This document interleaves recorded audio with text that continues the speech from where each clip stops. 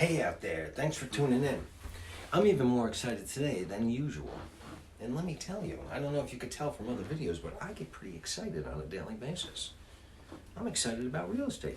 Imagine that. It's almost like that's what I talk about quite a bit. We're entering into phase 2 of a 5-phase plan.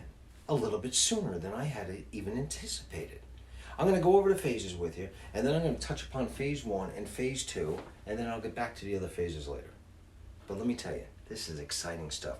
Phase 1 is the most difficult phase. I say just do it.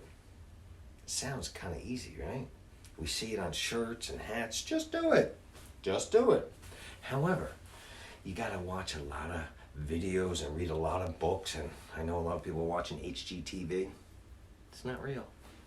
Anyway, you're doing that. And this is applying to real estate. If you want to apply this to another area of your life, you can, but I'm going to be talking about real estate.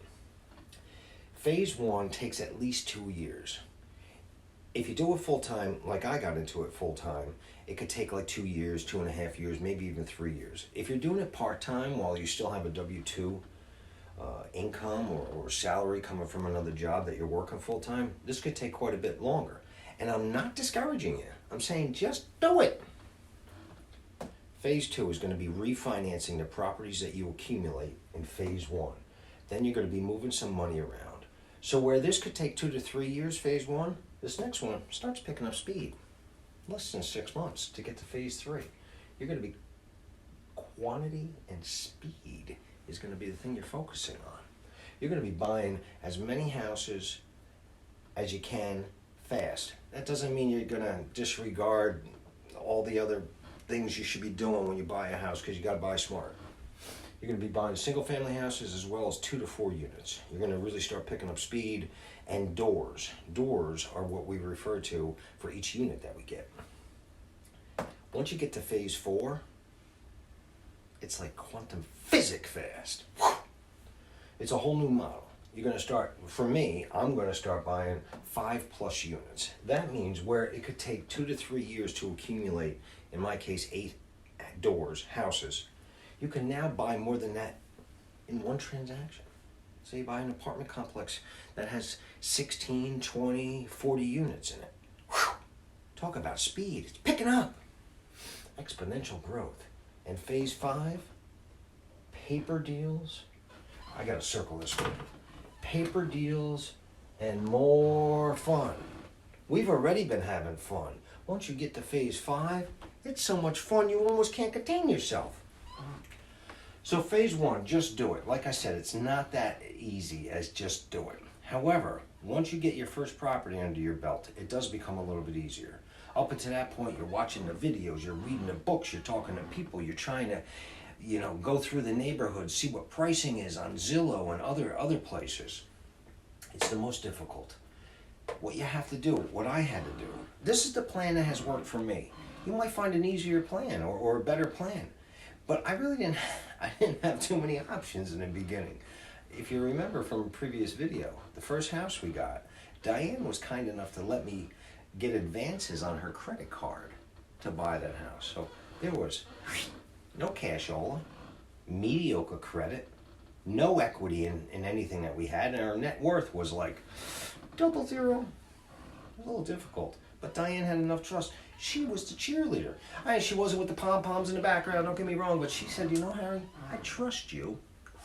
Here you go. Bought the first piece of property. So you might not have those obstacles, and this could be even easier for you than it was for me. If that was an implication that this was easy, it's not. This isn't for everybody. Now I put down a combo obstacle. What do you mean by combo obstacle, Harry? Funny you should ask. As a newbie, you have no relationships. You have no relationships with lenders. So if you don't have any relationships established, it's more difficult to deal with these people who wants to lend somebody that they're not even familiar with. You need money to hang on. I do this full time, and I got out of my W-2 job and did this full time. That created a couple obstacles that you may not have if you stay in your current job and do this part time. But again, instead of 2 to 3 years, it could take you 4 to 5 years. I'm not saying don't do it that way. It's just not the way I did it. So I created a couple obstacles, and one of the biggest obstacles was if I left my other job, I need to have income coming in while I'm rehabbing these properties and doing everything else that I need to do. It creates a little bit of a storm. I need money to hang on while I'm doing the rehab of the property. I need to cash out when I'm ready to refinance the property to make it into a rental. I need to also get cash out in order to replenish my funds so that I could do this on another house. And on top of it, I need to leave some equity in there in order to get to phase 2. That's what I mean by combo obstacle. Again, you may not have all those obstacles. Maybe you got money in the bank, or you got a rich relative, or you fall into a piece of property that's just going to explode, like in your, you know what I mean. What this obstacle created for me was a lender that when I went to go do the refinances, I had no other choice but to go to a niche lender.